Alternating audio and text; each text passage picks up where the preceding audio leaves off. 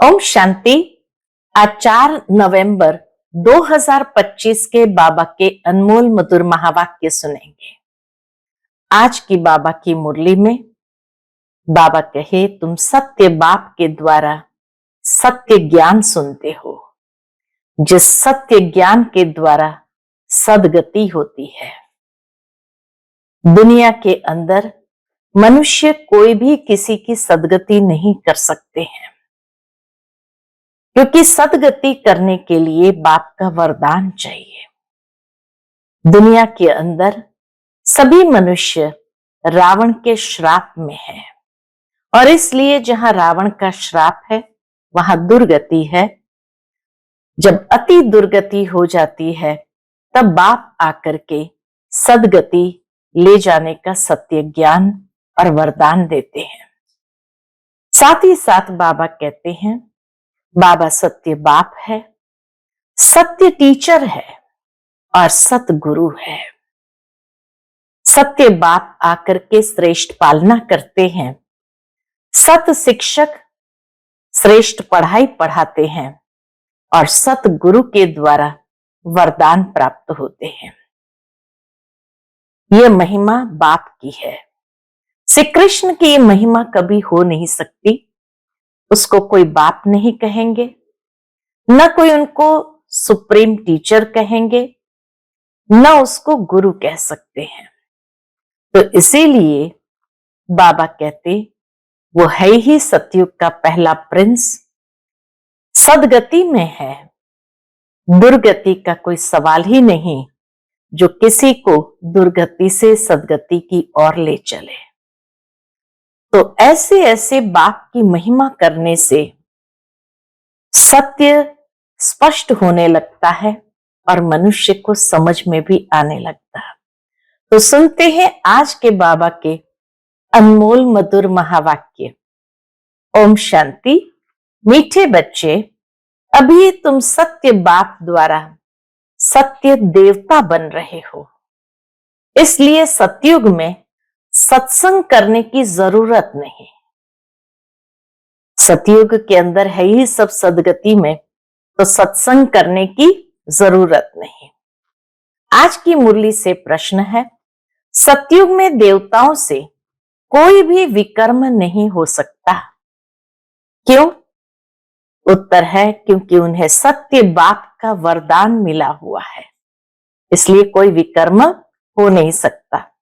विकर्म तब होता है जब रावण का श्राप मिलने लगता है। सतयुग त्रेता में है ही सदगति, उस समय दुर्गति का नाम नहीं, विकार ही नहीं जो विकर्म हो। द्वापर कलयुग में सबकी दुर्गति हो जाती, इसीलिए विकर्म होते रहते हैं। यह भी समझने की बातें हैं। ओम शांति। मीठे मीठे रूहानी बच्चों प्रति बाप बैठ समझाते हैं। यह सुप्रीम बाप भी है, सुप्रीम टीचर भी है, सुप्रीम सतगुरु भी है। बाप की ऐसी महिमा बताने से ऑटोमेटिकली सिद्ध हो जाता है कि श्री कृष्ण किसी का बाप हो नहीं सकता। वह तो छोटा बच्चा, वह तो छोटा बच्चा है, सतयुग का प्रिंस है, वह टीचर भी नहीं हो सकता। खुद ही बैठकर टीचर से पढ़ते हैं। गुरु तो वहां होता नहीं, क्योंकि वहां सब सदगति में है। आधा कल्प है सदगति, आधा कल्प है दुर्गति, तो वहां है सदगति, इसलिए ज्ञान की वहां दरकार नहीं रहती, नाम भी नहीं। सतयुग के अंदर ज्ञान का नाम भी नहीं है, क्योंकि ज्ञान से 21 जन्मों के लिए सदगति मिलती है।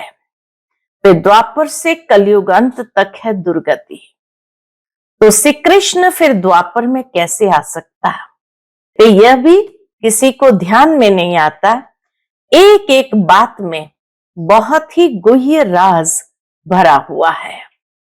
श्री कृष्ण के विषय में एक एक बात में बहुत गुह्य राज भरा हुआ है, जो समझाना बहुत जरूरी है। वह सुप्रीम बाप, सुप्रीम टीचर है। शिव बाबा सुप्रीम बाप, सुप्रीम टीचर है।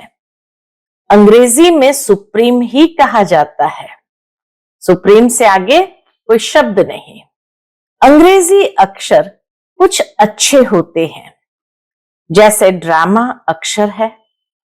ड्रामा को नाटक नहीं कहेंगे, नाटक में तो अदली बदली होती है। ड्रामा एक बार शूट हो गया तो अदली बदली नहीं हो सकता। यह सृष्टि का चक्र फिरता है, ऐसे कहते भी है, परंतु कैसे फिरता है, हूबहू फिरता है या चेंज होती है, ये किसको भी पता नहीं है। कहते भी है, क्या कहते हैं, बनी बनाई बन रही, अब कुछ बनने नाही। जरूर कोई खेल है जो फिर से चक्र खाता रहता है। इस चक्र में मनुष्य को ही चक्कर लगाना पड़ता है। अच्छा, इस चक्कर की आयु क्या है, कैसे रिपीट होता है, इसको फिरने में कितना समय लगता है, ये कोई नहीं जानते। इस्लामी, बौद्धि आदि ये सब है घराने जिनका ड्रामा में पार्ट है। तुम ब्राह्मणों की डिनास्टी नहीं है, यह है ब्राह्मण कुल। सर्वोत्तम ब्राह्मण कुल कहा जाता है। देवी देवताओं का भी कुल है, यह भी समझाना बहुत सहज है। बाबा कहे यह तो समझाना बहुत सहज है। सूक्ष्म वतन में फरिश्ते रहते हैं। फरिश्ते माना वहां हड्डी मांस होता नहीं। देवताओं को तो हड्डी मांस है ना। ब्रह्मा सो विष्णु, विष्णु सो ब्रह्मा। विष्णु की नाभि कमल से ब्रह्मा क्यों दिखाया है, यह भी एक गुह्य राज है। सूक्ष्म वेतन में तो यह बातें होती नहीं कि कोई किसी की नाभि से निकले, न जवेरात आदि हो सकते। इसलिए ब्रह्मा को सफेद पोषधारी ब्राह्मण दिखाया है। ब्रह्मा साधारण मनुष्य बहुत जन्म के अंत में गरीब हुआ ना। इस समय है ही खादी के कपड़े। जब बाबा के जमाने में खादी के कपड़े थे, वह बेचारे समझते नहीं सूक्ष्म शरीर क्या होता है। तुमको बाप समझाते हैं, वहां है ही फरिश्ते जिनको हड्डी मांस होता नहीं। सूक्ष्म वतन में फरिश्ते जिनको हड्डी मांस होता नहीं। सूक्ष्म वतन में तो ये श्रृंगार आदि होना नहीं चाहिए, परंतु चित्रों में दिखाया है तो बाबा उसका ही साक्षात्कार कराए, फिर अर्थ समझाते हैं। जैसे हनुमान का साक्षात्कार कराते हैं। अब हनुमान जैसा कोई मनुष्य होता नहीं। भक्ति मार्ग में अनेक प्रकार के चित्र बनाए हैं। जिनका विश्वास बैठ गया है, उनको ऐसा कुछ बोलो तो बिगड़ पड़ेंगे। देवियों आदि के कितनी पूजा करते हैं, फिर डुबो देते हैं। यह सब है भक्ति मार्ग। भक्ति मार्ग के दलदल में गले तक डूबे हुए हैं, तो फिर निकाल कैसे सकेंगे। निकालना ही मुश्किल हो जाता है। कोई कोई तो औरों को निकालने निमित्त बन खुद ही डूब जाते हैं, खुद गले तक दुबन में फंसते हैं, अर्थात काम विकार में गिर पड़ते हैं। यह है सबसे बड़ी दुबन, दलदल। सतयुग में ये बातें होती नहीं। अब तुम सत्य बाप द्वारा सत्य देवता बन रहे हो, फिर वहां सत्संग होते नहीं। ज्ञान के द्वारा ही सत्य देवता बनते हैं, तो बाबा कहे फिर वहां सत्संग होते नहीं। सत्संग वहां भक्ति मार्ग में करते हैं, द्वापर के बाद सत्संग आरंभ होते हैं। तो सत्संग यहां भक्ति मार्ग में करते रहते हैं। समझते हैं सब ईश्वर के रूप है। कुछ भी नहीं समझते, बाप बैठ समझाते हैं। कलयुग में है सब पाप आत्माएं, सतयुग में होते हैं पुण्य आत्माएं।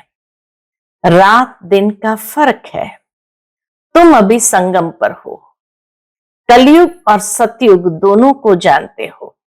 संगम पर होने कारण दोनों को अच्छी तरह से जानते हो। मूल बात है इस पार से उस पार जाने की, कलयुग के इस पार से सतयुग के उस पार जाने की। क्षीर सागर और विषय सागर का गायन भी है, परंतु अर्थ कुछ नहीं समझते।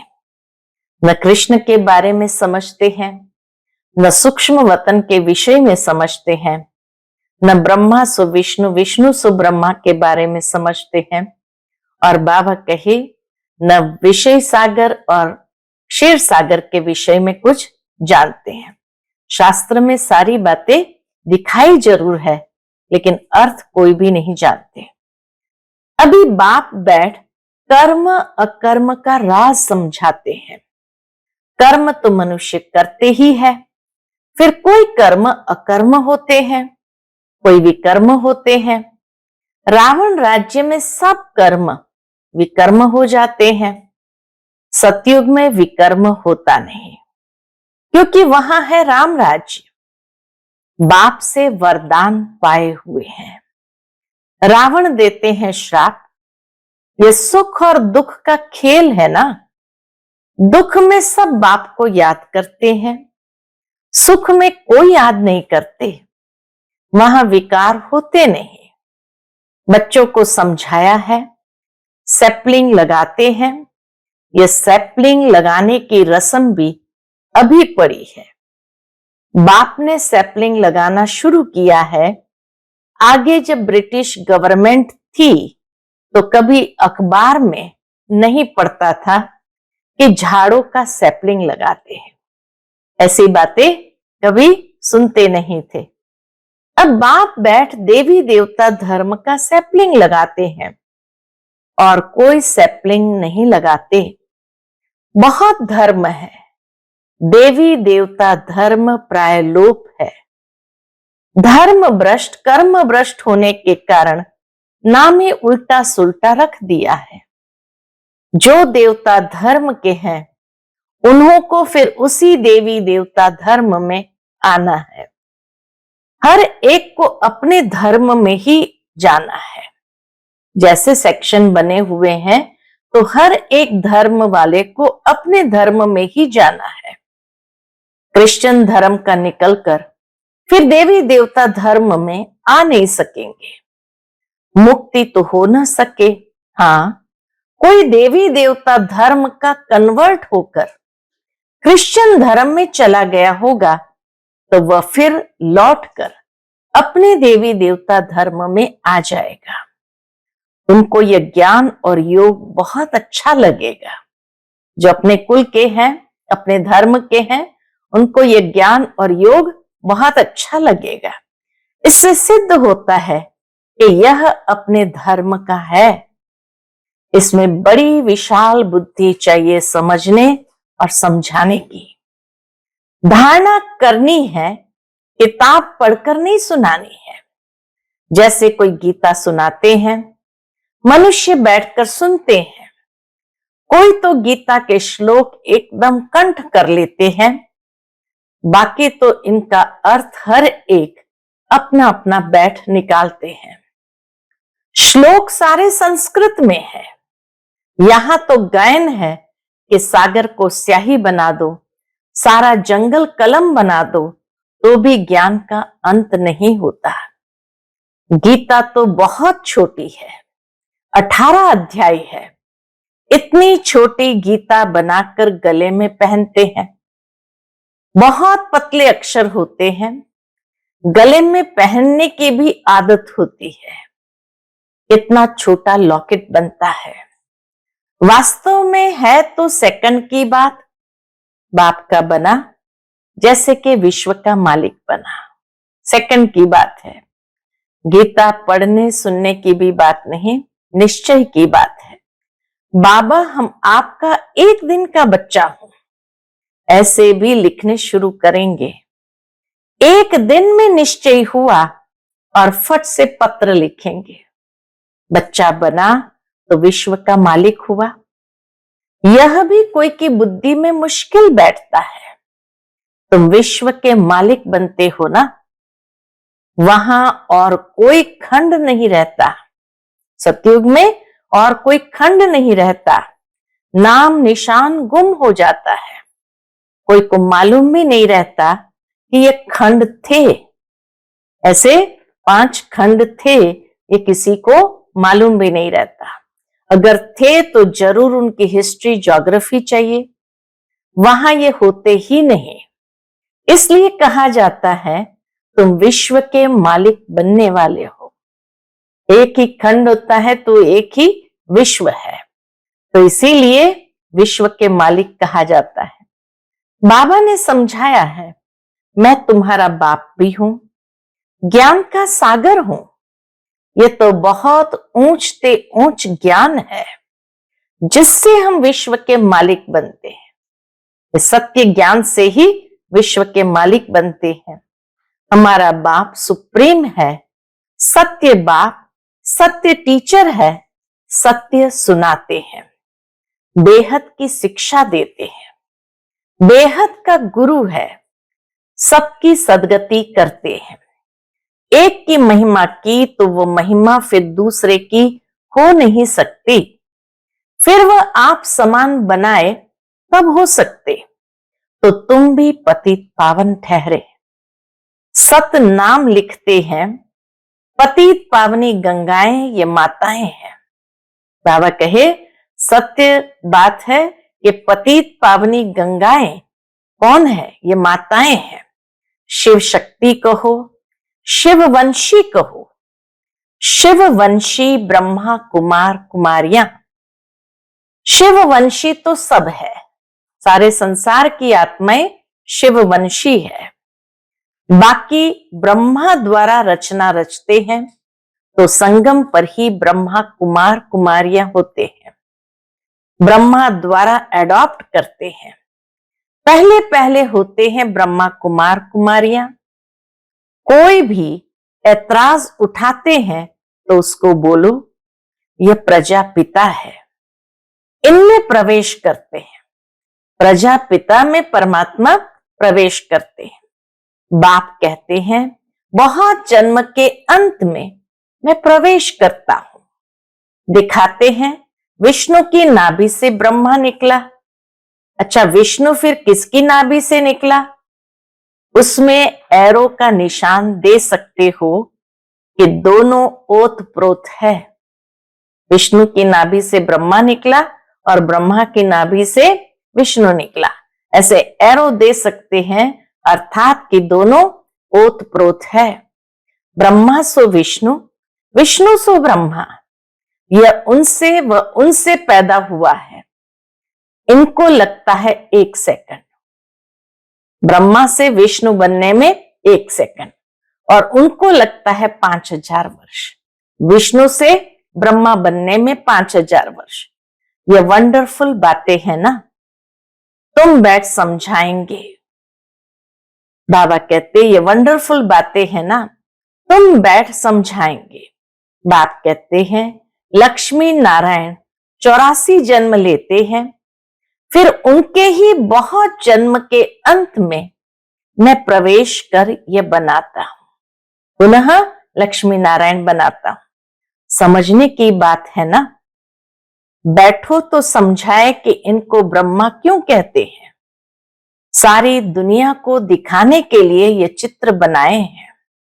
हम समझा सकते हैं, समझने वाले ही समझेंगे, नहीं समझने वाले के लिए कहेंगे ये हमारे कुल का नहीं है।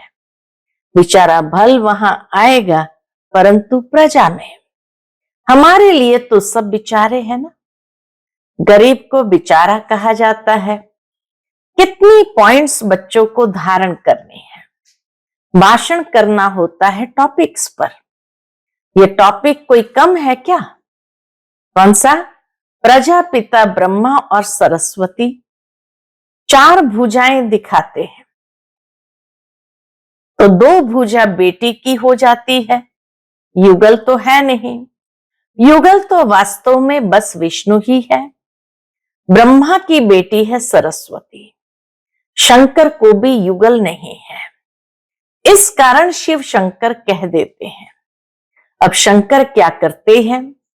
विनाश तो एटॉमिक बॉम्ब से होता है। बाप कैसे बैठ बच्चों का मौत कराएंगे? ये तो पाप हो जाएगा। इसलिए बाबा कहे मैं कोई विनाश नहीं कराता हूं। तो बाप कैसे बैठ बच्चों का मौत कराएंगे? ये तो पाप हो जाए। बाप तो और ही सबको शांति धाम वापस ले जाते हैं, बिगर मेहनत, हिसाब किताब चुकतू कर सब घर जाते हैं, क्योंकि कयामत का समय है। बाप आते ही है सर्विस पर, सबको सदगति दे देते हैं। तुम भी पहले गति में फिर सदगति में आएंगे। ये बातें समझने की है। इन बातों को जरा भी कोई नहीं जानते। तुम देखते हो कोई तो बहुत माथा खपाते हैं, बिल्कुल समझते नहीं। जो कुछ अच्छा समझने वाले होंगे वह आकर समझेंगे। बोलो एक एक बात पर समझना है तो टाइम दो। यहां तो सिर्फ हुक्म है। सबको बाप का परिचय दो। यह है ही कांटों का जंगल, क्योंकि एक दो को दुख देते रहते हैं। इसको दुख धाम कहा जाता है। सतयुग है सुख धाम। दुख धाम से सुख धाम कैसे बनता है ये तुमको समझाए। लक्ष्मी नारायण सुखधाम में थे, फिर ये 84 जन्म ले दुखधाम में आते हैं। ये ब्रह्मा का नाम भी कैसे रखा? बाप कहते मैं इसमें प्रवेश कर बेहद का सन्यास कराता हूं। फट से सन्यास करा देते हैं, क्योंकि बाप को सर्विस करानी है। इसलिए बच्चों को फट से सन्यास करा देते हैं, क्योंकि बाप को सर्विस करानी है। वही कराते हैं। इनके पिछाड़ी बहुत निकले जिनका नाम बैठ रखा। वह लोग फिर बिल्ली के पुंगरे बैठ दिखाते हैं कि आग में बिल्ली के पुंगरे सेफ रहे। ये सब है दंत कथाएं। बिल्ली के पुंगरे हो कैसे सकते? बिल्ली थोड़ी बैठ ज्ञान सुनेंगी। बाबा युक्तियां बहुत बतलाते रहते हैं। कोई बात किसको समझ में ना आए तो उनको बोलो, जब तक अलफ को नहीं समझा है तो और कुछ समझ नहीं सकेंगे। एक बात निश्चय करो और लिखो, नहीं तो भूल जाएंगे, माया भुला देंगी। मुख्य बात है बाप का परिचय। मुख्य बात है बाप के परिचय की। हमारा बाप सुप्रीम टीचर है, जो सारे विश्व के आदि मध्य अंत का राज समझाते हैं, जिसका कोई को पता नहीं है। तो बाप आकर आदि मध्य अंत का राज समझाते हैं, जिसका किसको भी पता नहीं है। इस समझाने में टाइम चाहिए।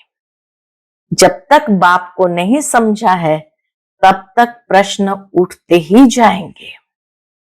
अलफ नहीं समझा है तो बे को कुछ नहीं समझेंगे। मुफ्त संशय उठाते रहेंगे। ऐसा क्यों? शास्त्र में तो ऐसा कहते हैं। इसलिए पहले सबको बाप का परिचय दो। परमात्मा को अच्छी तरह समझ लिया, उसका आने का समय अच्छी तरह समझ लिया, तो फिर आदि मध्य अंत को समझना भी आसान है। अच्छा, मीठे मीठे सिक्किलधे बच्चों प्रति माता पिता बाप दादा का याद प्यार और गुड मॉर्निंग। रूहानी बाप की रूहानी बच्चों को नमस्ते। हम सब रूहानी बच्चों की रूहानी माता पिता बाप दादा को याद प्यार, गुड मॉर्निंग और नमस्ते नमस्ते। शुक्रिया बाबा, शुक्रिया। आज की मुरली से धारणा के लिए मुख्य सार है। पहली पॉइंट, कर्म अकर्म और विकर्म की गुह्य गति को बुद्धि में रख अब कोई विकर्म नहीं करने हैं। ज्ञान और योग की धारणा करके दूसरों को सुनाना है। दूसरी पॉइंट, सत्य बाप की सत्य नॉलेज देकर मनुष्य को देवता बनाने की सेवा करनी है। विकारों के दलदल से सबको निकालना है। आज का बाप दादा का मधुर वरदान हम बच्चों के प्रति है, अलौकिक नशे की अनुभूति द्वारा निश्चय का प्रमाण देने वाले सदा विजयी भव। अलौकिक नशे की अनुभूति द्वारा निश्चय का प्रमाण देने वाले सदा विजयी भव। अलौकिक रूहानी नशा निश्चय का दर्पण है। निश्चय का प्रमाण है नशा और नशे का प्रमाण है खुशी। जो सदा खुशी और नशे में रहते हैं उनके सामने माया की कोई भी चाल चल नहीं सकती। बेफिक्र बादशाह की बादशाही के अंदर माया आ नहीं सकती। अलौकिक नशा सहज ही पुराने संसार व पुराने संस्कार भुला देता है। इसलिए सदा आत्मिक स्वरूप के नशे में, अलौकिक जीवन के नशे में, फरिश्तेपन के नशे में या भविष्य के नशे में रहो तो विजयी बन जाएंगे। आज का स्लोगन है, मधुरता का गुण ही ब्राह्मण जीवन की महानता है। इसीलिए मधुर बनो और मधुर बनाओ। मधुरता का गुण ही ब्राह्मण जीवन की महानता है, इसलिए मधुर बनो और मधुर बनाओ। आज का अव्यक्त इशारा, अशरीरी व विदेही स्थिति का अभ्यास बढ़ाओ।